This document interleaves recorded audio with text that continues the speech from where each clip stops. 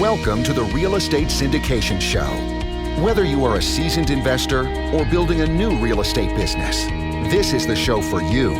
Whitney Sewell talks to top experts in the business. Our goal is to help you master real estate syndication. And now your host, Whitney Sewell. This is your daily real estate syndication show. I'm your host, Whitney Sewell.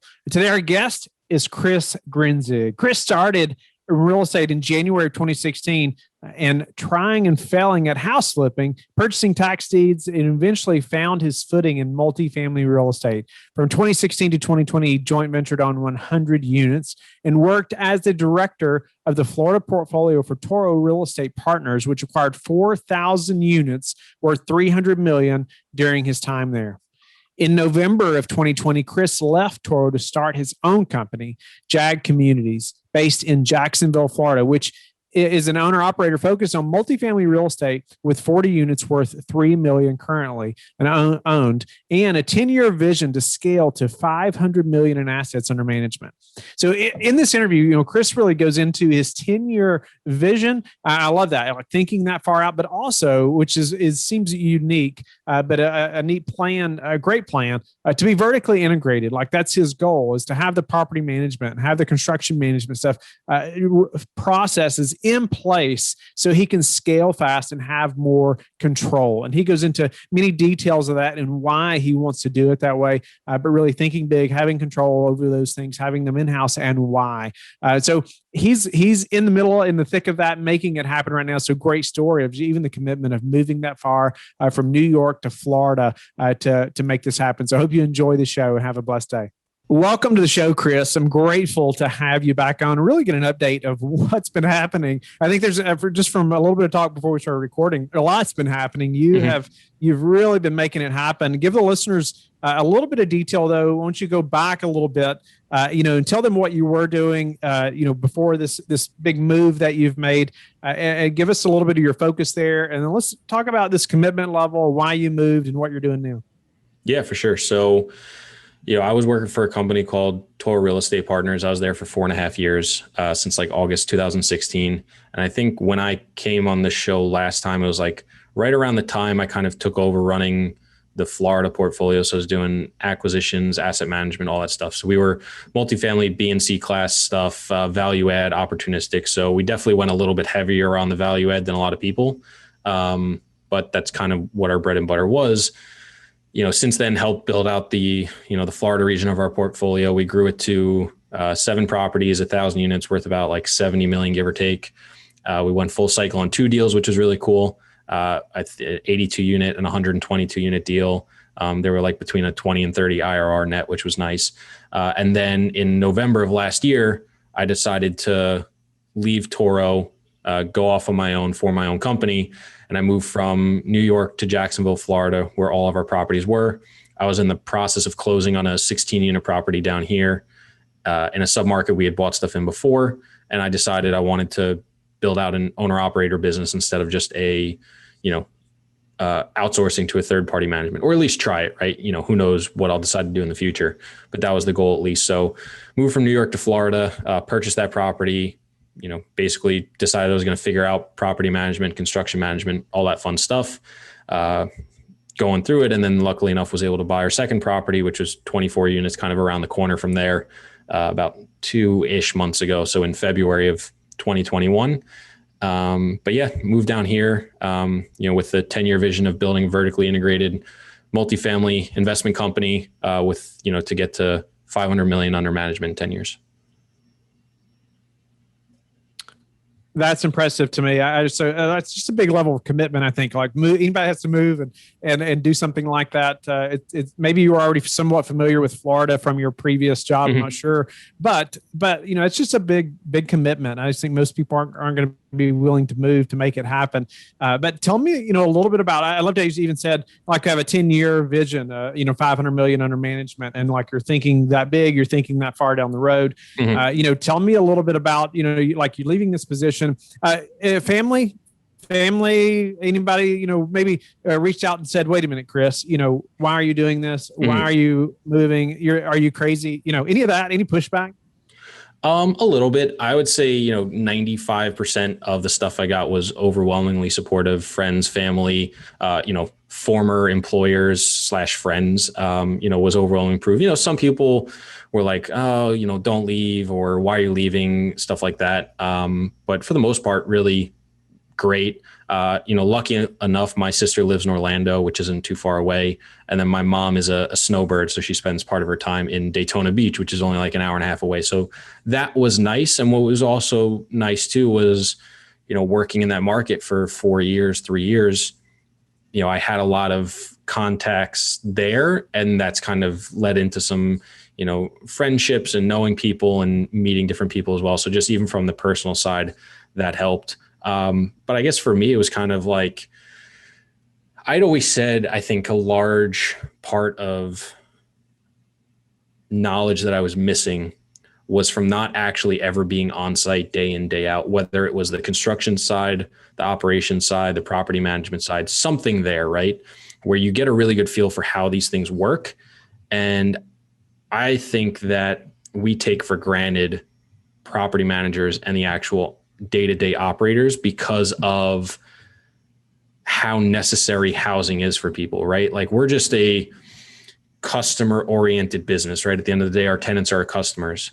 But because housing is something literally every person needs, and because in this country we have a housing shortage, it's very easy to have a successful or somewhat successful business with having a average or terrible customer experience, right? The only reason the term slumlord exists is because people have bad customer experiences, but because it's something people need, they, deal with it, right? They just, it's the lack of affordable housing. It's the lack of surplus housing in general that, you can kind of just get away with it. So fortunately or unfortunately, the ability to outsource property management is pretty easy and you can do an okay job.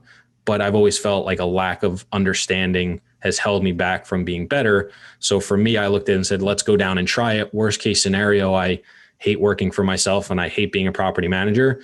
And I just make a change in 3, 6, 12 months, whatever it is. Yeah. Everyone has to have a place to live. Everybody's heard that, no doubt about it. And it is true. It is a reality that, man, there's some extremely poor landlords who still make millions while being extremely horrible landlords, right? And it doesn't have to be that way. I'll say that first. It does not have to be that way.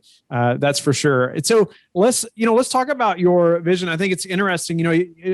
Chris, you didn't just move down there and say, 10 years, 500 million assets under management. Like, your goal is also to be vertically integrated, and you're self-managing. You want to be in control of the construction team as well. Where most would just say, I just want 500 million under management.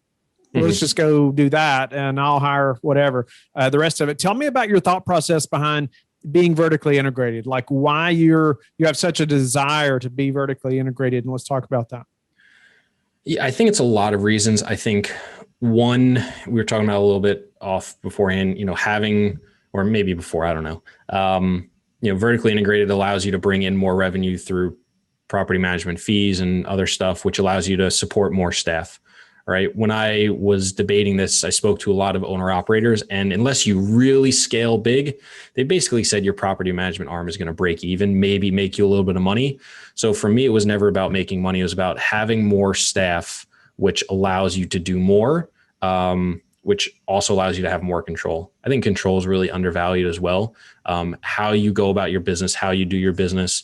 One of the problems I always saw with third-party property management, which isn't really a massive problem, but it's just another inefficiency, is third-party managers have to put their systems together, and then they take their systems and they give it to all the different owners, and the owners may have their own system. So now you've got two different systems butting heads, and somebody's got to give. And often, the property manager is giving some and the owner's giving some. So it's not a seamless system or integration. And again, it's usually not that big of a deal because housing is such a need, and it's a great supply and demand ratio from our side, right? What is it, like 4 million housing units are needed across the country, and they're just not going to build them. And housing prices and construction costs just keep going up, and affordable housing is nowhere to be seen, basically. So it's from an owner standpoint, it's a really nice, healthy ratio, which allows for inefficiencies in there.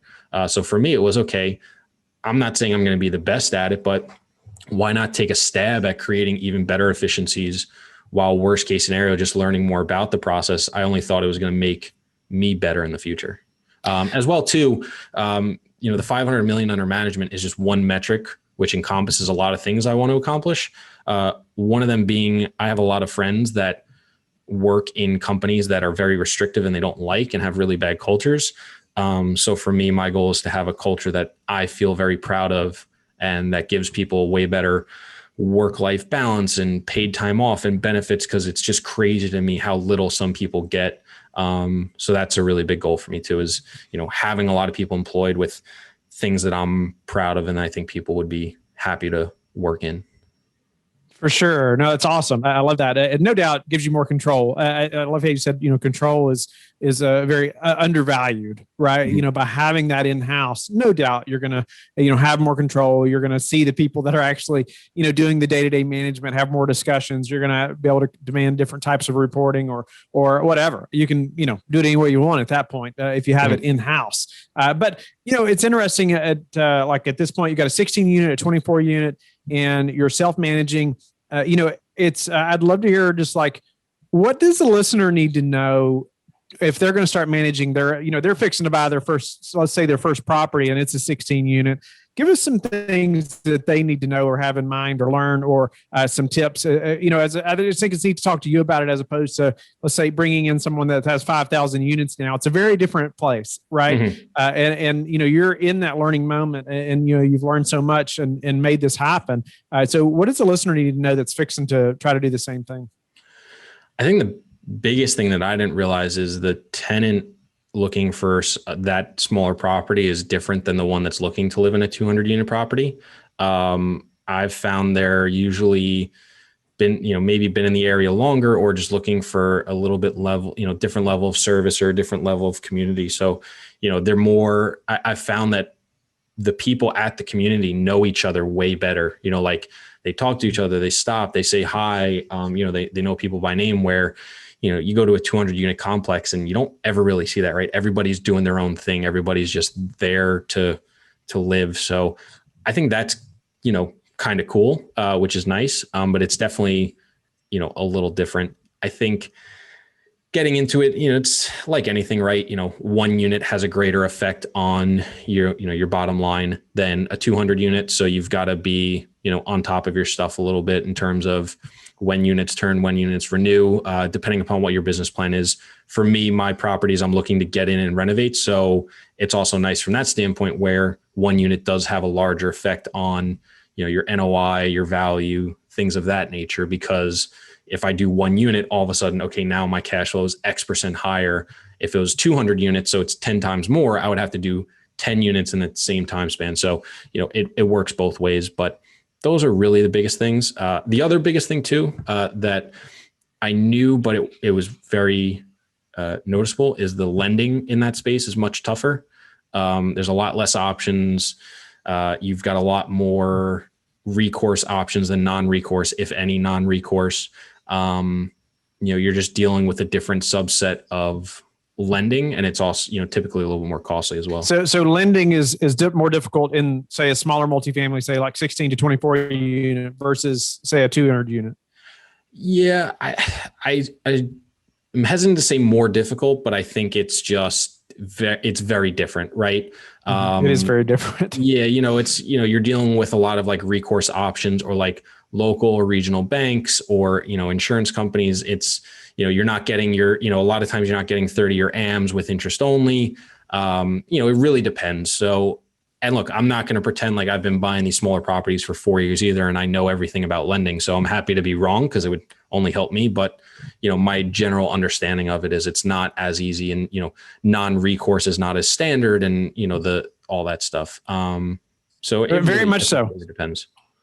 I think you hit the nail on the head. I mean, no doubt about it. Sometimes on a larger deal, it's easier to get, especially the non-recourse 30-year AM, those terms, as opposed to a smaller deal, where you're probably dealing with a local bank, and man, that relationship's so important anyway. But especially then, no doubt. If you're interested in multifamily real estate, but don't know how or where to begin, our guide on how to start investing in multifamily real estate breaks down everything you need to know about identifying good investments plus real world examples. Download your copy in the show notes or visit lifebridgecapital.com/start now to start your journey in multifamily real estate.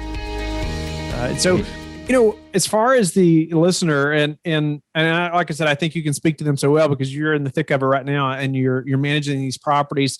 Tell me about your team. Like, you moved down there. Did you have any team members then, when you moved down there, and what do you do you have any team members now, or how have you scaled that? Yeah. So it was me doing everything. Luckily, I had contacts from, different vendors, contractors, landscapers, things of that nature from having other properties there for my last job. So it wasn't like I was coming in cold. So funny story, backing up half a step, my intention for buying that 16 unit property was not to leave my job, it was just to have it on the side. And I actually was looking in Indianapolis first because I really liked that market. After 3 weeks of looking in Indianapolis, I looked at myself and said, what the hell am I doing? You know nobody there. You don't know anything about the neighborhoods. You just like the idea of the market. It's going to be way tougher to find an operated deal than if you bought it in a market you knew. So after about 2 or 3 weeks, I adjusted to Jacksonville for that very reason. So, I was doing all the property management, ownership work, but obviously having a lot of those contacts there. Now I overhauled my list, probably about like 50% of those people I've changed since I've come down here, just different size and actually dealing with them day to day. I've just made some changes and I reached out and found new ones. And I think everybody eventually develops their people and their vendors and contractors. So, in the next year or two, it'll probably settle down a little bit. But I did make some changes, but I was actually super fortunate that with the second deal that I purchased, I was able to bring on, or basically inherit, an internal property manager and internal maintenance person part-time with the purchase of those properties, because it was 24 units out of a total of 84 that I purchased, because they're actually 6 quads right next to each other, and there was 21 buildings, and the seller, that's all they owned. So they were, looking for a new job. So I was super fortunate to bring on John and Kelly, who've been nothing short of fantastic. So it's been a really cool process over the past 2-3 months, bringing them on board and integrating them into everything. No, that's awesome. That you bought this property and they already had an awesome property management or maintenance person, at least part-time, that you could inherit.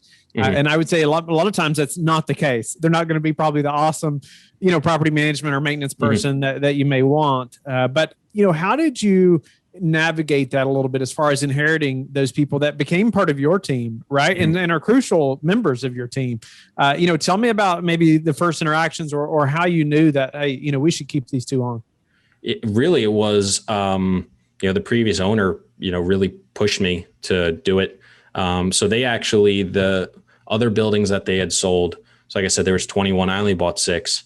The other buyer had a property management company that they used here, and Kelly and John interviewed for that management company and said no prior to me talking with them. So, it was just really the previous owner, really pushed me to said, hey, at least sit down with them and talk with them.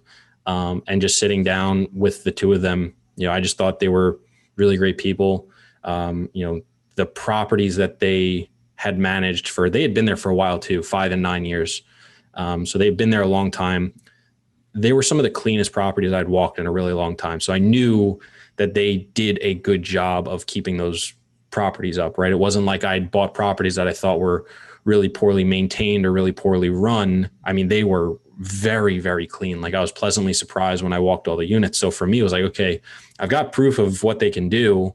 And, they work great together, right? They've been working together for at least 5 years or more. So they obviously have a lot of systems and processes in place.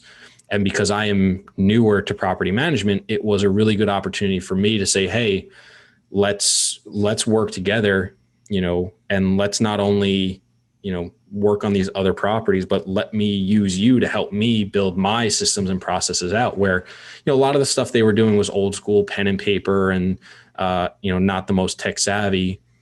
We were able to still working through it, take those systems and processes that they have been doing for years and look at them and say, hey, let's keep this, or let's change this, or let's scrap this, and add in technology into it all. it was not only a benefit to me from the standpoint of, hey, I've got people taking stuff off my plate. Well, now they're actually having the systems and processes I would have had to have built up myself from scratch already in place that I can kind of just borrow and adapt. Nice. No, it's awesome. It's awesome. They were there, and man, you could just grow that fast and have these people that already had the skill sets. Mm-hmm. Not only that, knew these properties, probably already had relationships, with the tenants and, and all that in place as well. It reminds me, right behind you is that book, Who Not How. I can recognize it from here. I did a show on that not too long ago. It's so important, just building your team. Who's your next hire, or have you hired anybody else?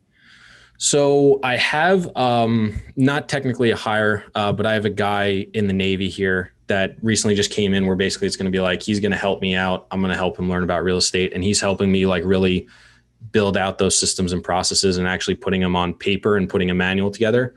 So he does aviation. And, if you know anything about pilots or aviation, they've just got the book of checklists. And it was just really cool where we started talking about like how to best integrate them and, how he could have the most impact day one. And I was kind of thinking back, we had done our podcast with a guy named Ryan Gibson, who's awesome. And they have built out at Spartan Investors this incredible book of processes and systems. And him and his partner are both pilots. And it kind of came up during the podcast. And I was like, hey, by any chance, when you work on your plane and stuff, do you have like a bunch of checklists and stuff? And he just reaches into this bag and he just pulls out like this couple inch thick binder of all these checklists and things he has to do. And I'm like, that's perfect. I was like, I want that book for my business. Can you help me build that out? And he said, yes. So that's kind of like the next person I'm bringing in. After that, I would really love to have either like some sort of an assistant help me with like the admin stuff. That's just work that I push off as long as possible and I don't enjoy doing. And then eventually I would love to have somebody to kind of oversee a lot of the actual construction and renovations, not the maintenance, because it's just something I just don't know a ton about and I'm relying on a lot of different people and it's eating up a lot of my time. But I know those can be kind of expensive. So those are kind of the other avenues I'm looking at currently. No, that's awesome. I just appreciate you just sharing your thought process and kind of who you've hired, who you plan to hire. I think it's helpful for the listeners who are, kind of in the same boat or maybe behind you, a few properties or a few steps. As far as hiring too, I was going to remind the listeners, I did numerous shows on how I just hired my Class A assistant. I mean, she's been working for me for quite a few months now. But it just encourage you to think through that process. And remember, you can hire an assistant for a few hours a week, even just a virtual assistant that can take so many things off your plate. And it doesn't have to be extremely expensive. And so, and then you kind of grow into it. And so I'd encourage you, even the listener, to check that out and get some of those things off your plate that you just dread doing every day. Right. And you don't have to be the one to do it. You can put that off to someone else. Well, Chris, when you're looking at these deals, I assume you're looking at more deals, you're hoping to buy more projects. How do you prepare for a downturn? Yeah, I think for me, I'm always looking at, what's the worst case scenario? Like when I was buying these two properties, the conversations I was having with the family members who did it with me was I said, look, if I'm an idiot, basically, and I was like, we've got to take this property down to the studs and rebuild it, it's probably going to cost us $50,000, $60,000 a unit. And I said, if we do that, my normal business plan that I put together, we would basically break even on the sale. So, they were like, okay, that's pretty good, right? Like if you're so bad at your job that you've got to rebuild a structure that you've walked, right? I'm talking, take it down to the studs, all new windows, doors, roof, siding, shingles, HVAC, electrical, all of it, right? If I'm so bad that you have to redo all that and we break even, that's a pretty safe investment. So that's kind of how I like to look at things of, maybe not every deal is going to be that secure, right? But I also look at, okay, what's my break-even occupancy? And I'm fortunate enough that both of these properties are sub 70%, which makes me feel very safe. They operate pretty cheaply, which is nice. The other thing I'm looking at, what is our break-even cap rate? They're both over a 7. So I'm getting the operating cap rate up to like a 7, 7.5, which is really nice. Those are the things that I'm looking at where, okay, if interest rates spike and cap rates go up 150 basis points, okay, well, we've got some wiggle room. If something like COVID happens, but it actually really affects collections. Well, we've got some wiggle room there. If I miss a big capital item, well, yeah, we've got to come up with the money, but at least the value is still there. So those are the things I'm really focused on looking at, in case something happens, whether it's a downturn or, a mistake in the business plan. On that same note, like, any predictions? Do you have any predictions, say, over the next 6 to 12 months in the real estate market? I don't know. I think what? Yeah, I'm just kidding. I know that's like an easy thing to say. I think the one thing I have seen, at least in Florida, happening a lot is very rapid rent growth. So, I mean, when I came in, I was giving rent renewals basically with the option of like, hey, you can stay, but most likely people are going to leave so that I can renovate units. More people have taken it than I thought because rents have gone up crazy. I know I saw Chris Jackson posted a CoStar report that the national rent growth is up like over 4% year to date, which is on track for like 9% for the year, which is freaking ridiculous. And I also think, that's going to continue to happen because of construction costs going up. Unless a new construction type comes out or things change with construction costs and supply pipelines, you're going to see new supply falling off. I've heard one or two mentions that in Jacksonville, the development pipeline for 2 and 3 years out has like severely dropped, where it's been a couple thousand units for the past few years. And it was, a few thousand units going for the next year or two. From what I've heard, and I don't know this for sure, is that year 3, it's really taken a nosedive because people can't properly budget what the heck it's going to cost, right? By the time you entitle and permit and do all that stuff, you don't know what your costs are going to be. So, I just think that's going to lead to, a lot of rent growth and inflation, but that's really all I can see right now, which is great for any owner. So what about any daily habits, Chris, that you are disciplined about that have helped you achieve success?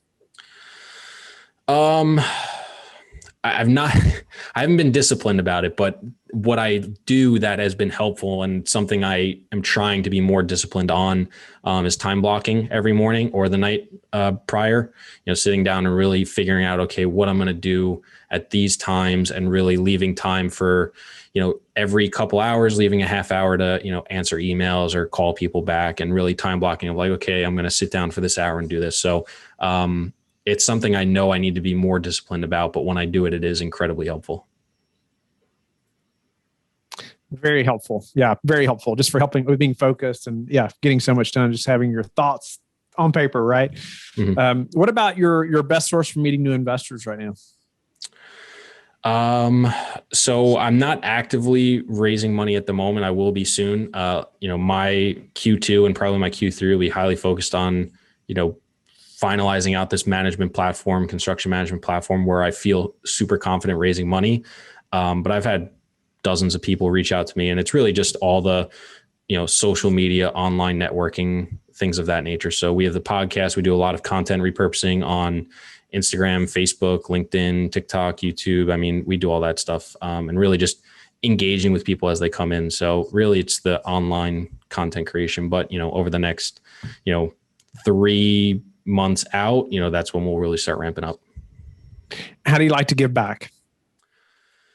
The best way is I like to engage with the local real estate community as much as possible. And by that, I mean people that are looking to get into the space. I've had a lot of people help me along the way in various formats, even today. I was fortunate enough where I said, Ryan Gibson earlier, he was willing to, take 30 minutes out of his day to sit down with me privately. Dan Hanford did it the other day. These guys that are further along in where I'm trying to go, they're willing to lend their time. And for me, it's, I can turn around and do the same for somebody that's just trying to get in or, is looking to do X, Y, and Z. So that's really, the main way that I try to do it.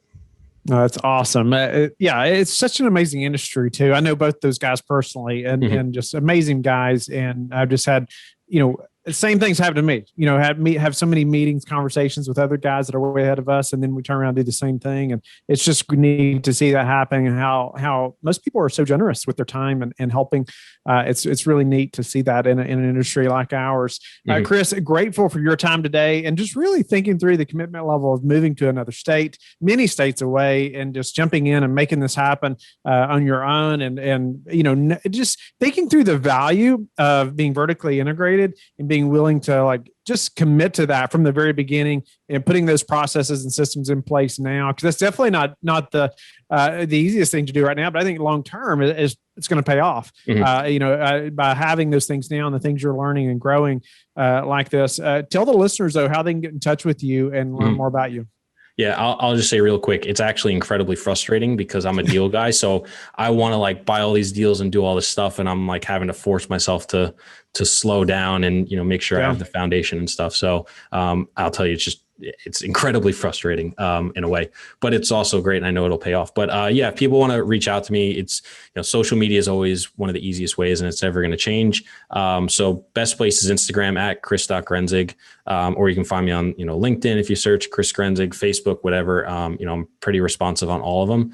If people want to email me, my email is chris@jag-communities.com. It's also the website. It's a work in progress. So hopefully by the time this is out, it'll be finished. But who knows? I'm working through a lot of different stuff. And then we've also got a podcast too. It's called The Real Estate Investing Experience. Comes out twice a week. John Cohen, my old boss at Toro, co-hosted with me, which is kind of cool to kind of compare and contrast as I've left and gone off and done things. We have guests on and talk. So we drop that twice a week. So you can check that on every platform or a website, which is thereiexp.com/podcast. Thank you for listening to the Real Estate Syndication Show, brought to you by LifeBridge Capital. LifeBridge Capital works with investors nationwide to invest in real estate, while also donating 50% of its profits to assist parents who are committing to adoption. LifeBridge Capital, making a difference, one investor and one child at a time. Connect online at www.lifebridgecapital.com for free material and videos to further your success.